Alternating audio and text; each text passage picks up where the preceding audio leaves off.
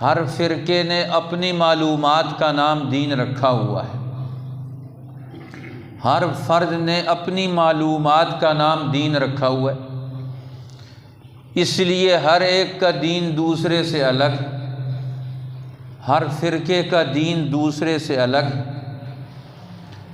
ہر فرد کا دین دوسرے سے الگ ہے۔ اب ہم نے دین کو تفریق کی بنیاد بنا دیا۔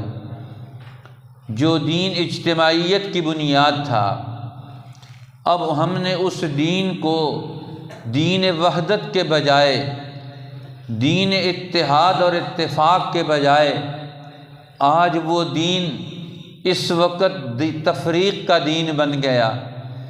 مسلمان دین کی بنیاد پر ایک دوسرے سے الگ تھلگ ہو گئے، فرقے فرقے بنا کر، ہر فرقہ دین کا نام لیتا ہے۔